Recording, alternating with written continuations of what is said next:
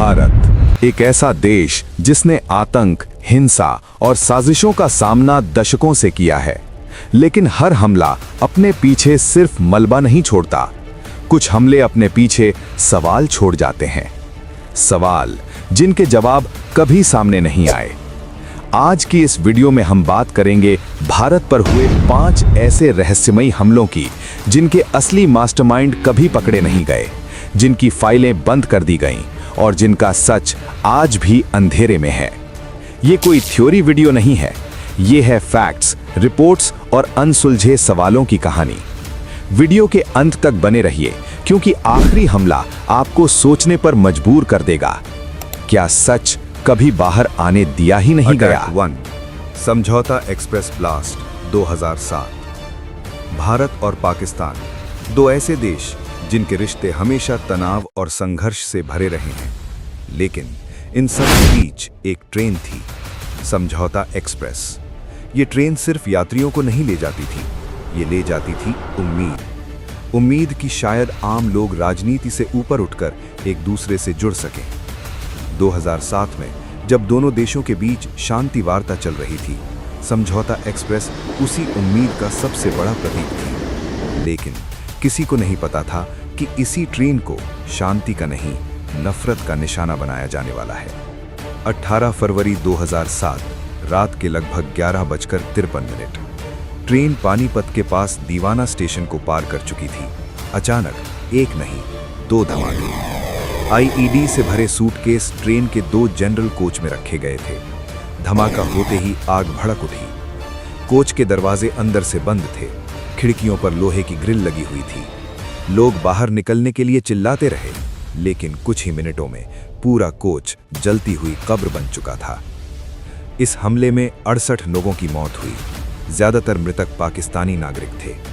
कई शव इतनी बुरी तरह जल चुके थे कि पहचान तक मुश्किल हो गई।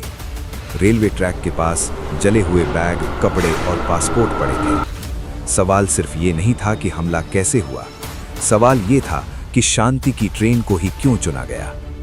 हमले के कुछ ही घंटों के भीतर जांच की दिशा तय कर दी गई। मीडिया में एक ही नाम गूंजने लगा, पाकिस्तान, ISI। इसे क्रॉस बॉर्डर टेररिज्म कहा गया। लेकिन एक अजीब बात थी, कोई आतंकी संगठन इस हमले की जिम्मेदारी लेने सामने नहीं आया। न कोई वीडियो, न कोई बयान, और यहीं से कहानी संदिग्ध होने लगी। 2008 के बाद मामला अचानक पलट गया। ATS ने दावा किया कि यह हमला हिंदू चरमपंथी नेटवर्क ने किया था।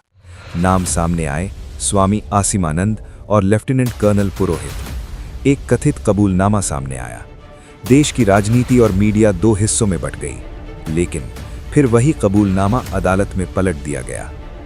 लगभग 12 साल तक चली लंबी जांच के बाद आखिरकार साल 2019 आया। देश की नजरें एक बार फिर अदालत के उस फैसले पर टिकी थीं, जो शायद समझौता एक्सप्रेस ब्लास्ट के सबसे बड़े सवालों का जवाब देने वाला था। लेकिन जो फैसला आया, उसने जवाब देने के बजाय और भी ज्यादा सवाल खड़े कर दिए।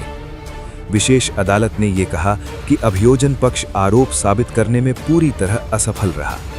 अदालत के अनुसार जिन सबूतों के आधार पर आरोप लगाए गए थे, वे या तो अधूरे थे या फिर कानूनी रूप से भरोसेमंद साबित नहीं हो पाए। अदालत ने यह भी साफ कहा कि जांच एजेंसियां ये साबित नहीं कर सकीं कि आरोपियों का इस हमले से कोई सीधा संबंध था। कथित कबूलनामे जिन पर पूरी जांच टिकी हुई थी, उन्हें भी अदालत ने स्वीकार नहीं किया। अदालत का कहना था कि ये कबूलनामे दबाव में दिए गए थे और बाद में खुद आरोपियों ने इन्हें नकार दिया। इसके अलावा जांच प्रक्रिया में कई गंभीर खामियां पाई गईं। सबूतों को इकट्ठा करने से लेकर गवाहों के बयान तक हर स्तर पर लापरवाही सामने आई, और इसी आधार पर अदालत ने सभी आरोपियों को संदेह का लाभ देते हुए बरी कर दिया। 12 साल, अनगिनत सुनवाइयां, दर्जनों जांच अधिकारी, और अंत में नतीजा सिर्फ इतना, इस मामले में कानूनी रूप से कोई दोषी नहीं है। लेकिन इसी फैसले के साथ एक कड़वी सच्चाई भी सामने आई। इस हमले में 68 लोगों की मौत हुई थी। उनके परिवारों को न इंसाफ मिला, न ही ये जवाब कि उनके अपने मारे कैसे गए और किसके आदेश पर मारे गए। आज इतने साल बाद भी समझौता एक्सप्रेस ब्लास्ट आधिकारिक तौर पर एक ऐसा मामला बन चुका है जिसमें कोई अपराधी दर्ज नहीं है, और शायद यही वजह है कि ये हमला भारत के सबसे रहस्यमयी हमलों में गिना जाता है। तो सवाल आज भी वही है, अगर अदालत के सामने पेश किए गए आरोपी निर्दोष थे, तो फिर इस भयानक हमले का असली गुनहगार कौन था? क्या ये हमला समय के साथ किसी राजनीतिक एजेंडे की परछाइयों में दब गया? और क्या कुछ ऐसी सच्चाइयां थीं जिन्हें जानबूझकर जनता के सामने आने से रोक दिया गया? ये सिर्फ मेरा सवाल नहीं है, ये सवाल हर उस इंसान का है जिसने उस रात किसी अपने को खोया। अब आपकी बारी है, आपकी क्या राय है? क्या आपको लगता है कि इस हमले का सच कभी पूरी तरह सामने आएगा? अपनी सोच और राय नीचे कमेंट में जरूर लिखिए, क्योंकि आपकी आवाज भी इस अधूरी कहानी का एक हिस्सा है। अटैक 2 मालेगांव ब्लास्ट 2006 से 2008। एक शहर, कई धमाके और कभी न सुलझने वाला सच। महाराष्ट्र का नासिक जिला और उसी जिले में बसा एक शहर मालेगांव, एक ऐसा शहर जहां सदियों से अलग अलग समुदाय साथ रहते आए हैं। कपड़ा उद्योग, संकरी गलियां और धार्मिक माहौल, लेकिन इसी शांति के नीचे हमेशा एक संवेदनशील तनाव भी रहा है। मालेगांव पहले भी छोटे मोटे दंगों और तनाव का गवाह रह चुका था। शायद इसी वजह से ये शहर बार बार निशाने पर आया, और फिर आया साल 2006, जिसने मालेगांव की पहचान हमेशा के लिए बदल दी। 8 सितंबर 2006, रमजान का महीना, शुक्रवार की शाम। लोग नमाज अदा करके मस्जिदों से बाहर निकल रहे थे। कब्रिस्तान रोड, जहां हमेशा चहल पहल रहती है, तभी एक के बाद एक साइकिलों में लगाए गए शक्तिशाली बम। धमाके इतने जोरदार थे कि आसपास की दुकानों के शटर उखड़ गए। सड़क पर खून, टूटे हुए शरीर और चीखें। इस हमले में 37 लोगों की मौके पर मौत हुई, सैकड़ों घायल। मालेगांव एक बार फिर मातम में डूब गया। हमले के बाद जांच एजेंसियों पर जबरदस्त दबाव था। जल्दी दोषी चाहिए थे, और जैसे अक्सर होता है, शक की सुई सीधे प्रतिबंधित इस्लामिक संगठनों पर गई। कुछ लोगों को पकड़ा गया, पूछताछ हुई। मीडिया में बताया गया कि केस लगभग सुलझ चुका है, लेकिन अदालत में ये कहानी धीरे धीरे कमजोर पड़ने लगी। सबूत टिक नहीं पाए, गवाह मुकरने लगे, और पहली बार सवाल उठा, क्या असली गुनहगार किसी और दिशा में है? 29 सितंबर 2008, नवरात्रि का समय। एक बार फिर मालेगांव। इस बार धमाका हुआ एक मोटरसाइकिल में, जिसे जानबूझकर भीड़-भाड़ वाले इलाके में खड़ा किया गया था। धमाके में 6 लोगों की मौत हुई, लेकिन इस धमाके ने सिर्फ लोगों की जान नहीं ली, इसने पूरे देश की राजनीति और जांच की दिशा बदल दी। एटीएस ने दावा किया कि यह हमला एक नए नेटवर्क की साजिश थी, एक ऐसा नेटवर्क जिसे पहली बार हिंदू आतंक का नाम दिया गया। नाम सामने आए, साध्वी प्रज्ञा सिंह ठाकुर और लेफ्टिनेंट कर्नल पुरोहित। कथित कबूलनामे सामने रखे गए। कहा गया कि बम, हथियार और विचारधारा सब एक दूसरे से जुड़े थे। लेकिन इसी के साथ देश 2 हिस्सों में बंट गया। कुछ ने इसे साहसिक खुलासा कहा, तो कुछ ने इसे राजनीतिक एजेंडे से प्रेरित जांच बताया। कुछ साल बाद केस एटीएस से एनआईए को सौंप दिया गया, और यहीं से कहानी में दरारें दिखने लगीं। कई सबूत कमजोर साबित हुए। कुछ गवाहों ने कहा कि उनसे दबाव में बयान दिलवाए गए। कथित कबूलनामों पर भी सवाल उठे। अदालत ने भी माना कि जांच में गंभीर खामियां हैं। नतीजा, कुछ आरोप हल्के हुए, कुछ आरोप टिके रहे, लेकिन सच्चाई और उलझ गई। साल दर साल केस अदालत में चलता रहा। कुछ आरोपी जमानत पर बाहर आए, कुछ अब भी कानूनी प्रक्रिया में फंसे हैं। लेकिन आज भी मालेगांव ब्लास्ट एक ऐसा मामला है जिसमें पूरी तस्वीर साफ नहीं है। पीड़ित परिवार आज भी पूछते हैं कि हमारे अपने मरे कैसे और किसके आदेश पर। तो सवाल आज भी जिंदा है, क्या मालेगांव सिर्फ आतंकवाद का शिकार था या राजनीति का भी? क्या जांच सच तक पहुंचना चाहती थी या किसी कहानी तक? और क्या असली गुनहगार कभी पूरी तरह सामने आएंगे? आपकी क्या राय है? मालेगांव ब्लास्ट पर आप क्या सोचते हैं? नीचे कमेंट में जरूर बताइए, क्योंकि जब तक सवाल जिंदा है तब तक ये कहानी पूरी नहीं मानी जा सकती। German bakery blast, Pune 2010। एक धमाका जिसने सुरक्षा व्यवस्था, जांच एजेंसियों और सच तीनों पर सवाल खड़े कर दिए। पुणे को हमेशा से एक शांत, पढ़ा लिखा और सुरक्षित शहर माना जाता रहा है, ये वही शहर था जहां देश विदेश से छात्र पढ़ने आते थे, जहां विदेशी पर्यटक बिना किसी डर के घूमते थे और जहां शामें बाकी महानगरों की तुलना में कहीं ज्यादा सुकून भरी हुआ करती थी। पुणे के कोरेगांव पार्क की पहचान भी कुछ ऐसी ही थी। कैफे, रेस्टोरेंट, खुले रास्ते और एक ऐसा माहौल जहां किसी को ये एहसास ही नहीं होता था कि वो किसी खतरे के बीच बैठा है। इसी कोरेगांव पार्क में एक छोटी सी लेकिन बेहद मशहूर जगह थी, जर्मन बेकरी। ये सिर्फ एक बेकरी नहीं थी, बल्कि एक ऐसा कैफे था जहां भारतीयों के साथ साथ बड़ी संख्या में विदेशी नागरिक भी आते थे। कोई कॉफी पीने आता था, कोई लैपटॉप लेकर बैठता था, तो कोई बस समय बिताने। यही खुलापन, यही आज़ादी और यही बेफिक्री शायद उस दिन सबसे बड़ी कमजोरी साबित हुई। 13 फरवरी 2010 का दिन था, शनिवार की शाम। जर्मन बेकरी में हमेशा की तरह रौनक थी। लोग हंस बोल रहे थे, प्लेटों में खाना रखा जा रहा था और बाहर सड़क पर सामान्य आवाजाही चल रही थी। किसी को जरा सा भी अंदाजा नहीं था कि कुछ ही पलों में ये जगह खून, धुएं और चीखों से भरने वाली है। शाम लगभग 7:15 पर बेकरी के अंदर एक बैग फटा। ये कोई साधारण धमाका नहीं था। विस्फोट इतना जोरदार था कि कांच के टुकड़े कई मीटर दूर तक उछल गए। कुर्सियां पलट गईं, मेजें टूट गईं और कुछ ही सेकंड में पूरा कैफे धुएं के गुबार में डूब गया। लोग समझ ही नहीं पाए कि हुआ क्या है। जिनके कानों में आवाज गूंज रही थी वे वहीं बैठ गए, जो खड़े थे वे जमीन पर गिर पड़े। इस धमाके में 17 लोगों की मौके पर मौत हो गई और 60 से ज्यादा लोग गंभीर रूप से घायल हुए। मरने वालों में भारतीयों के साथ साथ विदेशी नागरिक भी शामिल थे। पुणे, जो अब तक आतंक से दूर था, पहली बार इस सच्चाई से टकराया कि आतंक किसी शहर की पहचान नहीं देखता। धमाके के बाद का दृश्य किसी युद्ध क्षेत्र से कम नहीं था। लोग खून से लथपथ जमीन पर पड़े थे। कई लोग मदद के लिए चिल्ला रहे थे, लेकिन समझ नहीं आ रहा था कि किसे पहले उठाया जाए। एम्बुलेंस देर से पहुंची और शुरुआती कुछ मिनटों तक स्थानीय लोग ही घायलों को अपने वाहनों में डालकर अस्पताल ले गए। सवाल उठने लगे कि इतने संवेदनशील और विदेशी नागरिकों से भरे इलाके में कोई सुरक्षा व्यवस्था क्यों नहीं थी। आतंकी हमले के कुछ ही घंटों के भीतर जांच एजेंसियां सक्रिय हो गईं। शुरुआती जांच में शक एक बार फिर परिचित नामों पर गया। इंडियन मुजाहिदीन और लश्कर-ए-तैयबा जैसे संगठनों का नाम सामने आने लगा। कहा गया कि यह हमला 26/11 के बाद भारत को दिया गया एक और संदेश था। कुछ मीडिया रिपोर्ट्स में ईमेल भेजे जाने की बात भी सामने आई, जिनमें हमले की जिम्मेदारी लेने का दावा किया गया था। लेकिन जैसे जैसे जांच आगे बढ़ी, तस्वीर उतनी साफ नहीं रही जितनी दिखाई जा रही थी।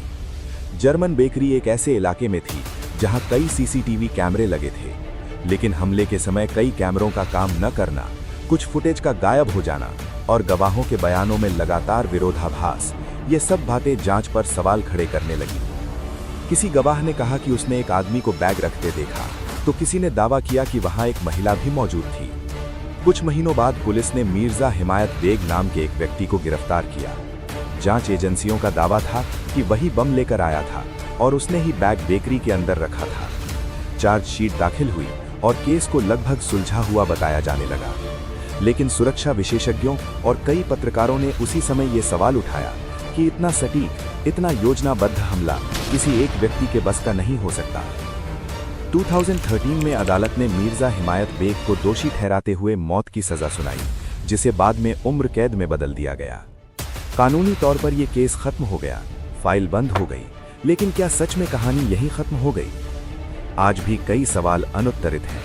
क्या जर्मन बेकरी ब्लास्ट का पूरा सच कभी सामने आया, या फिर हमें सिर्फ वही बताया गया जो दिखाना जरूरी समझा गया? अब सवाल आपसे है, आपकी क्या राय है? क्या आपको लगता है कि जर्मन बेकरी ब्लास्ट का पूरा सच कभी सामने आया, या फिर हमें सिर्फ वही बताया गया जो दिखाना जरूरी समझा गया? नीचे कमेंट में अपनी राय जरूर लिखिए, क्योंकि जब तक सवाल जिंदा हैं, तब तक ये कहानी भी जिंदा है। दंतेवाड़ा नक्सली हमला 2010। जब देश के अपने ही जंगल, अपने ही जवानों के कब्रिस्तान बन गए। छत्तीसगढ़ का बस्तर इलाका, घने जंगल, कच्ची सड़कें, दूर दूर तक फैली खामोशी और सरकार से कटा हुआ एक ऐसा इलाका जहां कानून की मौजूदगी नक्शों तक ही सीमित थी।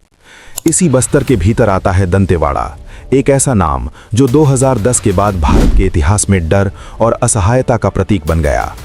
ये इलाका सालों से नक्सली गतिविधियों का केंद्र रहा था। सरकार और नक्सलियों के बीच ये लड़ाई नई नहीं थी, लेकिन इसके बावजूद ये माना जाता था कि सुरक्षा बल अब इस इलाके में धीरे धीरे नियंत्रण बना रहे हैं। कैंप स्थापित हो चुके थे, गश्त बढ़ा दी गई थी और ये भरोसा बनने लगा था कि हालात काबू में हैं। लेकिन 6 अप्रैल 2010 को ये भरोसा पूरी तरह चकनाचूर हो गया। उस दिन सुबह का समय था। सीआरपीएफ के 76 जवान दंतेवाड़ा के ताड़मेटला इलाके में एक नक्सल विरोधी ऑपरेशन के बाद लौट रहे थे। ये एक सामान्य रूटीन ऑपरेशन माना जा रहा था। किसी बड़े खतरे की कोई आधिकारिक चेतावनी नहीं थी। जवान पैदल चल रहे थे, जंगल के उसी रास्ते से जिसे वे पहले भी कई बार पार कर चुके थे। लेकिन उन्हें नहीं पता था कि ये रास्ता अब रास्ता नहीं रहा, ये एक मौत का जाल बन चुका था। जंगल के भीतर नक्सलियों ने पहले से ही पूरी तैयारी कर रखी थी। सैकड़ों की संख्या में माओवादी छिपे हुए थे, पेड़ों के पीछे, झाड़ियों के अंदर, ऊंचाइयों पर। रास्ते में आईईडी बिछाए गए थे और हर कदम पर मौत तैयार बैठी थी। जैसे ही जवान एक तय बिंदु पर पहुंचे, अचानक चारों तरफ से गोलियां चलने लगीं। कुछ ही सेकंड में सीआरपीएफ का दस्ता समझ गया कि ये कोई साधारण मुठभेड़ नहीं है, ये एक सुनियोजित चारों तरफ से घेर कर किया गया हमला था। जवानों को भागने का रास्ता नहीं मिला, वायरलेस काम नहीं कर रहे थे, मदद बुलाने का कोई साधन नहीं था। इसके बाद जो हुआ वो भारतीय सुरक्षा बलों के इतिहास के सबसे भयावह पलों में से एक था। नक्सलियों ने जवानों पर घंटों तक हमला किया। गोलियां, ग्रेनेड और अंत में वही हथियार जिनसे जवानों की जान जानी थी, उन्हीं के हथियार। कई रिपोर्ट्स के अनुसार नक्सलियों ने मारे गए जवानों के हथियार उठाकर बाकी जवानों पर ही हमला किया। जब गोलियां खत्म हुईं तो जंगल में सिर्फ सन्नाटा था और जमीन पर पड़े थे 76 भारतीय जवानों के शव। कुछ शवों की हालत इतनी खराब थी कि पहचान करना मुश्किल हो गया। कई जवानों के शरीर पर बेरहमी के निशान थे। ये सिर्फ हत्या नहीं थी, ये एक संदेश था, एक संदेश कि राज्य की ताकत यहाँ नहीं चलती। जब ये खबर बाहर आई, पूरा देश सन्न रह गया। ये स्वतंत्र भारत में सुरक्षा बलों पर हुआ सबसे बड़ा नक्सली हमला था। संसद से लेकर सड़कों तक एक ही सवाल गूंज रहा था, इतना बड़ा हमला कैसे हो गया? सरकार ने इसे इंटेलिजेंस फेलियर माना। कहा गया कि इनपुट सही नहीं थे, लेकिन सवाल इससे कहीं ज्यादा गहरे थे। क्या इतनी बड़ी संख्या में नक्सलियों की मौजूदगी किसी को दिखी नहीं? क्या जवानों के मूवमेंट की जानकारी पहले से लीक थी? क्या ये हमला बिना अंदरूनी मदद के संभव था? जांच के दौरान कुछ चौंकाने वाली बातें सामने आईं। स्थानीय ग्रामीणों की भूमिका पर सवाल उठे। कहा गया कि जवानों की गतिविधियों की जानकारी नक्सलियों तक पहुंचाई गई थी। कुछ रिपोर्ट्स में यह भी सामने आया कि जिस रास्ते से जवान लौट रहे थे, उसी रास्ते से न जाने की सलाह पहले दी गई थी। अक्षरधाम मंदिर हमला, गुजरात, 2002। जब आस्था पर गोलियां चलीं और सच सालों तक दफन रहा। गुजरात एक ऐसा राज्य जिसकी पहचान इतिहास, संस्कृति और आस्था से जुड़ी हुई है। इसी गुजरात की राजधानी अहमदाबाद में स्थित है स्वामी नारायण अक्षरधाम मंदिर, एक ऐसा स्थान जिसे सिर्फ मंदिर कहना गलत होगा। ये जगह आस्था, शांति और आत्मिक सुकून का प्रतीक मानी जाती थी। यहाँ हर दिन सैकड़ों परिवार, बच्चे, बुजुर्ग और पर्यटक बिना किसी डर के आते थे। किसी ने कभी कल्पना भी नहीं की थी कि यही जगह एक दिन युद्ध के मैदान में बदल दी जाएगी। साल था 2002। गुजरात पहले ही सांप्रदायिक तनाव के दौर से गुजर रहा था। माहौल संवेदनशील था, घाव ताजा थे और भरोसा डगमगा चुका था। ऐसे समय में 24 सितंबर 2002 की शाम अक्षरधाम मंदिर में रोज की तरह दर्शन चल रहे थे। बच्चे हंस रहे थे, परिवार मंदिर परिसर में घूम रहे थे और साधारण सी एक शाम धीरे धीरे रात में बदल रही थी। लेकिन ठीक उसी समय मंदिर के मुख्य परिसर में 2 हथियारबंद लोग दाखिल हुए। शुरुआत में किसी को समझ ही नहीं आया कि हो क्या रहा है। लोग उन्हें सुरक्षाकर्मी समझ बैठे, लेकिन कुछ ही सेकंड में गोलियों की आवाज गूंजने लगी। पहली गोली चली, फिर दूसरी और फिर एक साथ कई गोलियां। मंदिर परिसर में अफरा तफरी मच गई। लोग जान बचाने के लिए इधर उधर भागने लगे। बच्चे अपने माता पिता से बिछड़ गए। चीखें, गोलियां और खून सब कुछ एक साथ फैल गया। आतंकियों ने अंधाधुंध फायरिंग शुरू कर दी। उन्होंने मंदिर के अंदर और बाहर मौजूद लोगों को निशाना बनाया। उनके पास AK-47 जैसी ऑटोमेटिक राइफलें थीं और उनके इरादे साफ थे, ज्यादा से ज्यादा लोगों को मारना। कुछ लोग जमीन पर लेट गए, कुछ छिपने की कोशिश करने लगे, लेकिन खुला परिसर किसी को बचा नहीं पा रहा था। इस हमले में 31 निर्दोष लोगों की मौत हुई। मरने वालों में महिलाएं, बच्चे और बुजुर्ग शामिल थे।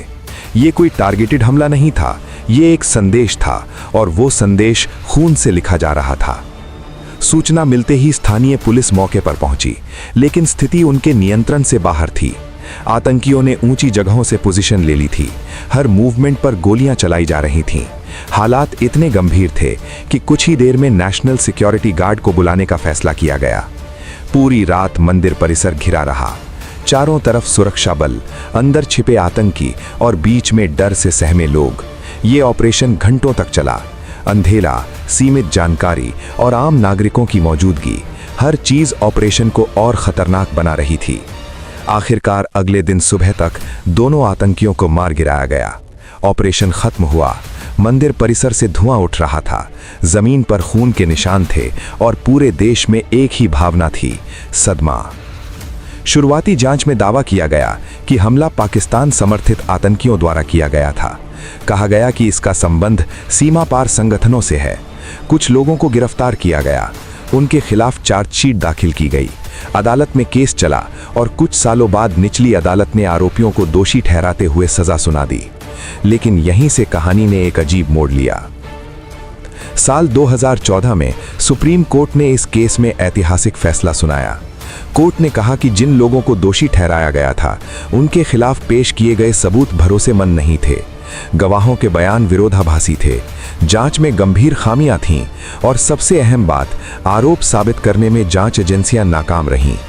नतीजा ये हुआ कि सभी आरोपी बरी कर दिए गए। अब जरा सोचिए, 31 लोग मारे गए, एक मंदिर में हमला हुआ, पूरा देश हिल गया, लेकिन अंत में अदालत ने कहा कि कानूनी रूप से दोष सिद्ध नहीं हो सका। यहीं से अक्षरधाम हमला भारत के सबसे रहस्यमय आतंकी हमलों में शामिल हो गया। सबसे बड़ा सवाल ये नहीं था कि हमला हुआ या नहीं, सवाल ये था कि अगर गिरफ्तार किए गए लोग निर्दोष थे तो फिर असली आतंकी कौन थे? क्या वे कभी पहचाने गए? क्या उनके नेटवर्क तक कभी पहुंचा गया, या फिर केस को किसी तरह बंद कर देना ही आसान समझा गया? सुप्रीम कोर्ट ने अपने फैसले में यहां तक कहा कि इस मामले में निर्दोष लोगों को सालों तक जेल में रखा गया, जबकि असली गुनहगार शायद कभी पकड़े नहीं गए। ये टिप्पणी अपने आप में एक बड़ा आरोप थी, सिर्फ आतंकियों पर नहीं बल्कि पूरे सिस्टम पर। आज भी अक्षरधाम मंदिर खड़ा है। लोग वहां दर्शन करने जाते हैं। शांति है, रोशनी है, भक्ति है, लेकिन उस जमीन के नीचे आज भी सवाल दबे हुए हैं। वो सवाल जिनका जवाब न तो जांच एजेंसियों ने दिया, न अदालतें दे सकीं और न ही सिस्टम। अक्षरधाम हमला सिर्फ एक आतंकी घटना नहीं था, ये न्याय, जांच और सच्चाई की एक परीक्षा थी जिसमें शायद हम पूरी तरह पास नहीं हो पाए। और अब इस पूरी सीरीज का आखिरी सवाल आपसे है, आपकी क्या राय है? अगर आरोपी निर्दोष थे तो अक्षरधाम हमले का असली सच क्या है? क्या आपको लगता है कि कुछ सच्चाइयां जानबूझकर सामने नहीं आने दी गईं? और क्या इस देश में हर बड़े हमले का सच जनता तक पहुंचता भी है? नीचे कमेंट में अपनी राय जरूर लिखिए, क्योंकि द ट्रू टेल्स सिर्फ कहानियां नहीं सुनाता, ये उन सवालों को जिंदा रखता है जिन्हें भुला दिया गया। अगर आपको ये वीडियो सच के उन पहलुओं तक ले गया जिन्हें अक्सर अनदेखा कर दिया जाता है, तो ट्रू टेल्स को सब्सक्राइब जरूर कीजिए, ताकि ऐसी सच्ची और अनकही कहानियां आप तक पहुंचती रहें। जय हिंद, जय भारत।